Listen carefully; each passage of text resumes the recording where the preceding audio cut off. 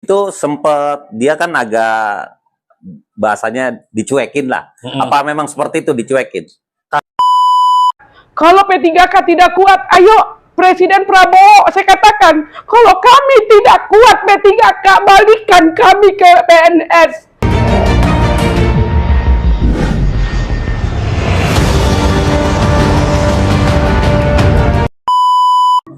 Ya, Assalamualaikum warahmatullahi wabarakatuh. Kita kembali lagi di program Speak Up. Kali ini kita sebelum membahas, kita lihat cuplikan video berikut ini dulu. Check it out.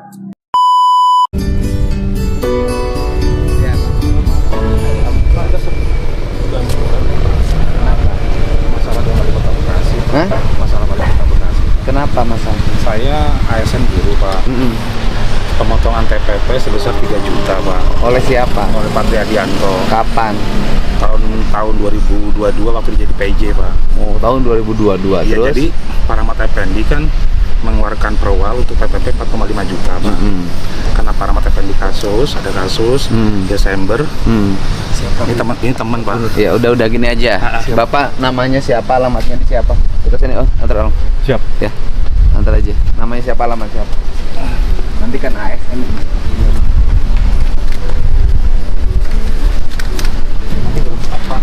Ya udah, itu kan ASN di Kota Bekasi. Ya cukup Bapak nama, alamat dan nomor HP-nya berapa? Ya. Soalnya sepihak, Pak, pemotongannya, Pak. Ya udah, ini kan tahun 2022. Kenapa ributnya baru sekarang? Kita sudah bernegosiasi demo sudah, Pak. Jadi waktu Pak Triadianto masih Udah kesini aja. Tampungnya kan ASN. Ya, nama alamatnya siapa? Nomor HP-nya minta. Nah, itu tadi video yang sempat viral, ada guru ASN yang mencoba menemui Gubernur Jawa Barat, Deddy Mulyadi, mempertanyakan persoalan yang sedang dihadapinya, yaitu pemotongan TPP di Kota Bekasi. Nah, banyak yang bertanya-tanya siapa gerangan guru ASN ini yang berani gitu menyambangi Deddy Mulyadi. Nah, ini sudah ada di tengah-tengah kita Pak Bedi bersama teman-temannya, Bu Tiur, Pak Mulyono. Mereka ini guru SD di Kota Bekasi dan statusnya P3K. Nah, kita bertanya-tanya dulu sama Pak Bedi. Pak Bedi apa? Bedi Stianto. Bedi Stianto. Ya, namanya begitu viral karena sosoknya kemarin, informasinya itu berapa lama itu mantau Pak Deddy Mulyadi, Pak Bedi? Jadi waktu itu sebetulnya kita sudah ke Gedung Sate, atau waktu itu sudah buat surat kepada Sekda terkait permasalahan kita untuk bermediasi dengan Pak Deddy Mulyadi sebagai gubernur. Termasuk kami dan teman-teman itu sudah bersurat juga kepada Wakil Gubernur Jawa Barat. Pada waktu itu saya udah dihubungin juga oleh asprinya Pak Gubernur, Pak Deddy. Jadi direspon baik. Makanya pas ada acara tanggal berapa sih waktu itu? 12 ya, tanggal 12. Waktu itu ada acara wayang golek. Sabtu malam Minggu pada waktu itu, Bang. Jadi karena ada acara wayang golek itu kita mencoba hadir ke sana, gitu kan? Karena kita sudah bersurat juga sebagai bukti, kita sudah bersurat, makanya kita mencoba bertemu Pak Gubernur, Pak Deddy.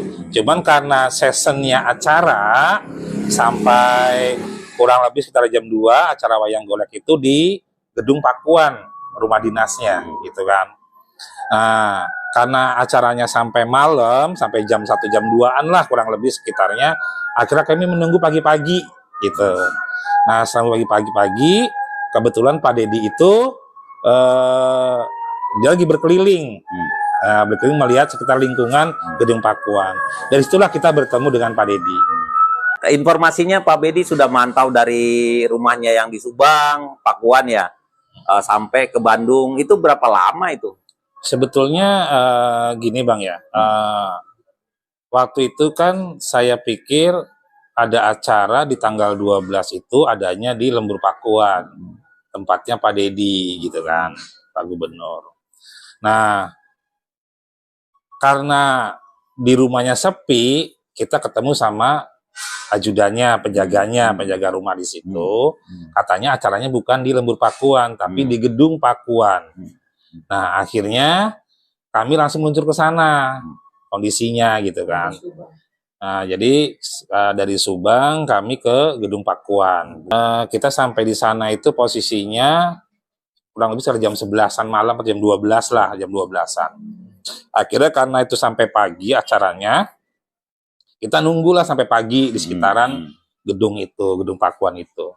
Nah, saya ketemu dengan Pak Dedinya, itu pas saat Pak Dedi itu berkeliling sekitar Gedung Pakuan. Nah, pas dia keluar pintu, tidak jauh ketemu dengan saya. Akhirnya, saya mengutarakan apa yang jadi unek-unek saya sebagai ASN, direspon baik dengan Pak Dedi. Sempet dia kan agak bahasanya dicuekin lah. Apa memang seperti itu dicuekin? Karena kondisinya pada waktu itu karena habis acara itu banyak sampah, kondisi trotoarnya juga ada hancur gitu kan. Saya seperti direspon, bukan dicuekin Bang, tapi memang saya direspon, makanya disuruh nunggu ya di dalam. Cuman kita kan nunggunya mendingan di luar. Ya. Nah, karena Pak Dedi banyak tamu, pikir saya tuh udah nggak bisa ada waktu nih ketemu dengan saya gitu kan. Nah, akhirnya posisi saya udah di jalan di Lembang, saya pulang lewat Lembang, ya kan, ditelepon oleh asprinya, karena tamunya udah selesai semua nih, saya perkirakan tuh jam 3-an lah kurang lebih. Tapi mungkin karena kata Pak Dedinya mau pergi lagi, jadi kita nggak sempat balik lagi, jadi kita langsung pulang. Jadi itu. Jadi tidak benar kalau dicuekin, artinya Pak Gubernur masih merespon, cuma karena birokrasinya banyak juga yang berkunjung ke beliau, ingin menemui beliau, jadi menunggu giliran ya. Tapi begitu nunggu giliran, Pak Dedi dengan teman-teman sudah terlanjur ada di jalan menuju pulang ke Bekasi, begitu ya Pak, Pak Bedi. Nah, Pak Bedi, setelah itu apa ada lagi rencana mau ketemu beliau? Ya, memang kita asprinya itu sudah nge-WA juga ke saya. Jadi untuk jadwal ketemu Pak Dedi nanti dikabari kembali, itu oleh asprinya. Jadi seperti itu. Ya, itu tadi Pak Bedi ngomong-ngomong nih lebih ke personal ya. Pak Bedi ngajar di kelas apa?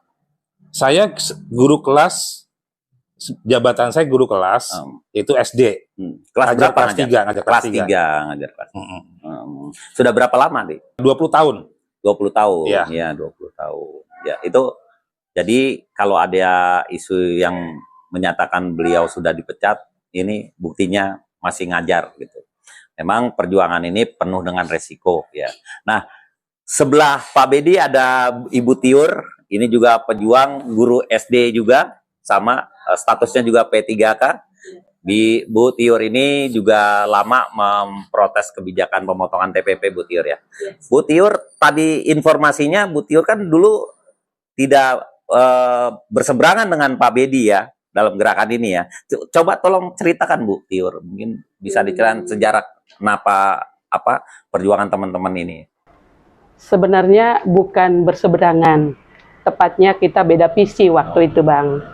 Ya Pak Bedi ngikutnya manalah yang gampang atau yang baik cepat diselesaikan. Awal mula jadi bersama-sama itu seperti apa Bu? Sama dengan Pak Bedi, sama Pak awal mulanya saya katakan, Bang, kalau mau gabung dengan kita harus benar-benar masuk di dalam undang-undang ASN yang benar. Bukan kita ngikut apa kemauan pembesar atau pemerintah kota. Ya siap. Di situ kami ambil kesepakatan, kami salaman, kami berfoto bareng. Saya katakan Pak Bedi bersama dengan kita sekarang. Itu seperti itu Bang. Dan sampai hari ini beliau adalah orang yang teruji, yang integritasnya bagi saya juga cukup teruji, dan karakternya juga cukup teruji bagi saya, dan kami boleh bersama udah lebih dari 2 tahun. Bu, boleh tanya nggak Bu? Awalnya ini berapa teman-teman P3 ikut memprotes kebijakan PLT Wali Kota itu tahun 2022 ya Bu? Dimulai dari SMP Negeri 2. Oh. Waktu itu kami diundang oleh Pak UU sebagai kepala dinas waktu itu, mensosialisasikan tentang pemotongan 75% dari 4,5 juta menjadi 1,5 juta. Honor TPP-nya 4,5 juta. Iya. Tunjangan ya. Iya. Tunjangan, terus pemotongannya 75% atau sekitar 3 juta. 3 juta. Cukup besar itu. Ada berapa orang waktu itu, Bu? Semua, Pak. Berapa kira-kira? Semua. Kami 539 orang. 539. Yang angkatan 1, yang angkatan 2 ada 300 orang. Nah, karena kami dipotong waktu itu 3 juta, angkatan kedua dipotong 750.000. Nah, lalu pada saat itu tidak ada keputusan. Deadlock, tidak ada keputusan karena dari segitu banyak yang rapat atau perwakilan dari P3K di SMP 2, hanya saya dan Bu Marpuah yang menolak. Saya katakan saya tidak menerima. Nah, akhirnya Bang, 2 hari kemudian dipanggil lagi ke dinas. Di situ ada notulen rapat. Terjadilah notulen rapat, di mana mereka katakan kami tambahin jadi 3 juta. Dengan catatan yang bulan Januari sampai bulan Mei kami akan rapel. Kami bayarkan melalui rapelan. Ya, seperti itu. Lalu nanti tahun 2024 kami akan samakan tunjangan P3K dan bersama PNS sama. Tidak beda, ya. Nah, akhirnya itu terjadi notulen itu di situ, dan pada saat itu saya tidak diundang, keluar begitu aja. Nah, setelah keluar begitu aja, kita katakan, ya mau diapain lagi? Udah begini nih. Nah, coba. Saya katakan, ini mau lebaran. Ayolah. Tahun berapa? Tahun 2023. 23 awal ya?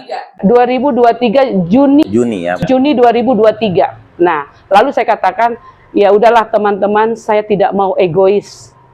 Karena ini untuk semua nasib teman-teman, karena ini mau lebaran.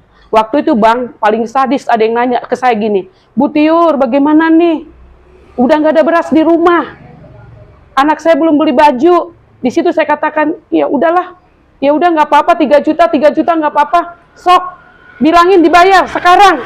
Ternyata Bang, kita udah mau, sampai hari ini tidak ada. Memang dinaikin 3 juta, tapi yang hari ini udah 3 juta ya Bang, mulai saat itu udah 3 juta sampai sekarang. Tapi yang namanya rapelan 5 bulan, janji mereka sampai hari ini tidak ada. Dan mereka berjanji bahwa TPP, PNS, dan P3K sama di 2024. Ini udah tahun 2025 Bang, belum juga.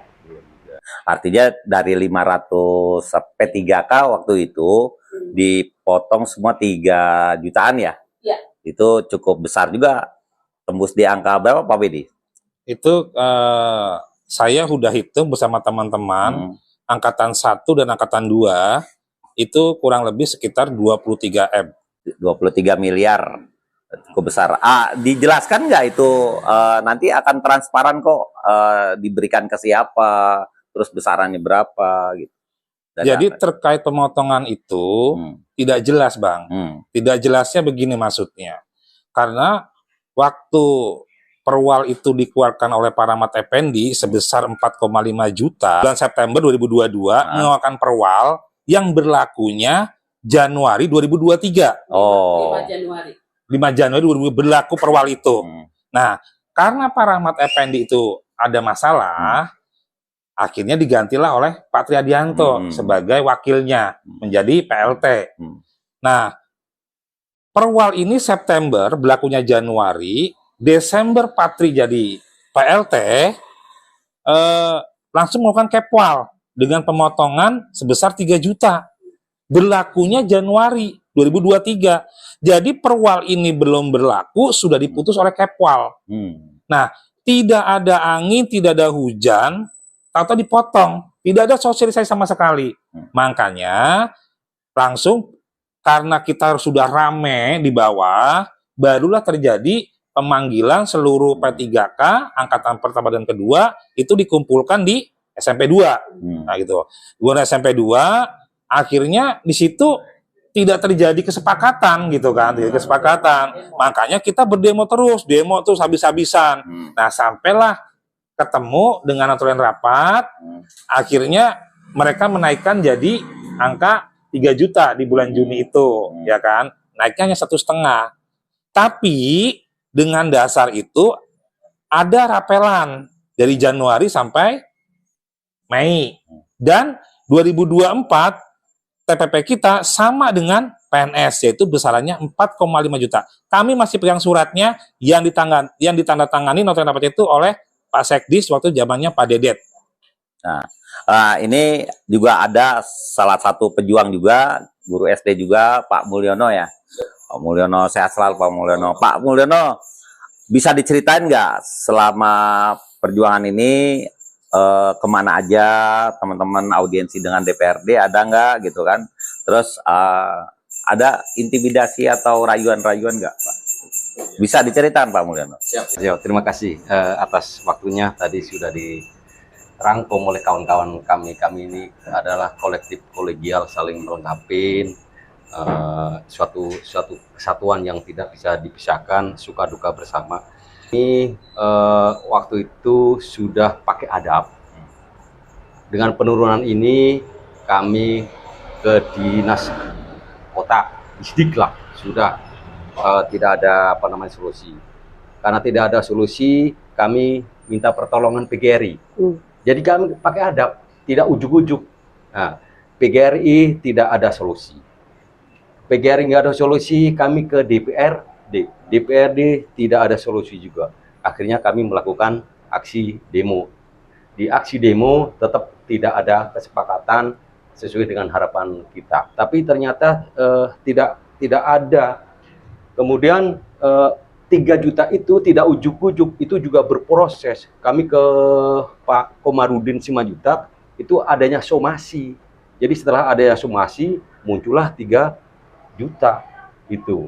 Jadi menurut perhitungan kami, Pemkot masih ada punya utang 1,5 kali 5. Karena waktu itu memang pas menjelang lebaran kami udah calling down, udah nggak apa-apa 3 juta ya, udah oke. Tapi dicairkan ya, ternyata tidak. Akhirnya waktu itu proses hukum memang waktu itu sedang berjalan ya, karena ini nggak cair, akhirnya proses hukum kami angkat. Kalau waktu itu proses hukum, kalau waktu itu 3 juta rapel sudah cair, kami nggak akan proses hukum, itu loh. Jadi itulah kronologisnya. Dan kemudian juga kami kenapa sampai ke Pak Gubernur Jawa Barat kita, itu juga ada flashbacknya ya. Jadi kami tidak ujuk-ujuk ke sana. Saya mendapatkan WA dari grup ya. Ini dari PNS Jabar siap monitor gitu. Isinya itu jika ada PNS berani laporkan indikasi ya korupsi atasannya, saya kasih hadiah senilai 1 tahun gaji plus naik jabatan. Ini dasar kami mengejar Pak Gubernur. Jadi tidak ujuk-ujuk ya. Pak Wali Kota mengatakan jangan apa-apa lapor ke Gubernur. Menurut saya kami sudah di pemerintah Kota Bekasi sudah berapa instansi yang kami hubungi, ternyata tidak ada solusi. Jadi memang teman-teman ini rata-rata guru SD ya, Pak? Guru SD. SMP masih ada juga SMP. SMP dan SSD. Tapi SMP masih ada yang ikut berjuang? Enggak, masih ada. Secara moral beliau mensupport. Secara doa udah pasti, simpatisan kami juga istilahnya mendukunglah perjuangan kami. Ini kembali lagi nih ke Bu Tiur nih. Ini kan sudah masuk ke ranah hukum ya Bu ya? Nah, dasar apa awalnya udahlah ini kita masukin ke ranah hukum gitu. Secara perdata ya. Iya, secara perdata. Karena menurut kami perwal itu ada perwal itu di apa namanya dibuat untuk tahun berjalan ya Bang ya. Nah, tiba-tiba ada Kepwal. Setelah saya ngobrol dengan Pak Kamarudin, bagaimana nih Bang? Pak Kamarudin itu siapa? Pak Kamarudin itu lawyer. Lawyer yang mendampingi teman-teman. Lawyer kami sampai hari ini, dan saya juga sudah izin sama lawyer kami hari ini di podcast, katanya silahkan. Nah, jadi dikatakan Kepwal itu bisa dibuat jika ada kejadian diskresi. Nah, diskresi apa yang dia buat sehingga Kepwal itu ada? Nah, lalu beliau katakan ini berarti perdata. Jadi kami ngikutin pengacara kami untuk masuk di perdata. Nah, lalu kami ke Bandung, Bang. Kami sudah lakukan, kami kalah, jujur kami kalah. Dan kami juga sudah banding, kami kalah. Nah, udah banding, tapi kalah juga. Kemarin kami udah ngomong gini sama Pak Kamarudin, Bang, kami kalah lagi nih, udahlah, aku bilang. Pak Kamarudin bilang, enggak, lanjut sampai PK, biarin, lanjut sampai PK. Saya bilang sama teman-teman saya, gini teman-teman, nih kita ada dapat ini nih, PNS Jabar siap monitor, tuh, dikatakan gitu ya. Nah, yuk kita soang dulu deh ke Pak KDM, siapa tahu ada solusi sebelum PK, gitu loh Bang. Nah, setelah itu, kami pergi ke sana waktu itu masih puasa, tapi kami tidak bertemu dan kami hanya masuk di birokrat sekda ya, di apa itu kantor yang pengaduan masyarakat itu Bang. Lalu kami tunggu-tunggu nggak ada. Lalu saya bilang kita nggak usah pulang, biarin aja di sini gitu. Terus ada ibu sebelah saya juga lagi nunggu Bu. Biasa kok orang-orang nginap di sini. Biar tahu abang, bukan cuma kami Bang, banyak banget di sana yang menunggu Pak KDM. Ada di masjid di dekat lembur Pakuan Bandung itu ada masjid itu banyak. Nggak benar kami dicuekin Bang, disambut dengan baik. Ibu-ibu itu semua disambut dengan baik dan sangat ramah. Saya menyaksikan sendiri karena saya di belakang. Waktu ini begini Bang, karena di sana ada pintu 3. Pak Bedi itu bertugas di pintu 3. Oh, dijaga. Di pintu 2 ada Pak Mul. Di pintu 1 saya dengan teman saya satu lagi, Bu Alpi. Untuk mantau ya, dari mana nih keluarnya nih. Ini dia keluar, jangan sampai kita gagal ketemu. Nggak bisa ketemu. Karena kita ini udah tidur di trotoar Bang. Satu malaman takutnya dia diambil supirnya pergi. Kapan dia keluar kan? Kalau Pak KDM itu kan ujuk-ujuk. Iya kan, ujuk-ujuk. Nggak pernah dia kasih tahu kapan dia mau pergi, kapan mau ini melihat. Lah kita jagain itu pintu Bang, bener-bener kita jagain. Ada fotonya kalau abang mau. Nah itu, jadi seperti itu adanya Bang. Ngebolang kami 2 hari, berakhir dengan happy ending, bisa ketemu beliau dan dikatakan kami akan panggil nanti dan kami akan hubungi lagi nanti. Itu Bang, jadi itu. Ya, luar biasa perjuangannya untuk ketemu Gubernur Jawa Barat, kawan-kawan ini. Tapi Pak Bedi, apa nggak mengganggu aktivitas di sekolah? Teman-teman ini mengejar-ngejar Pak Gubernur. Jadi gini Bang, kondisinya pada waktu itu kan acaranya malam minggu. Hari Sabtu ya. Oh, pas hari libur ya. Sekolah juga libur ya.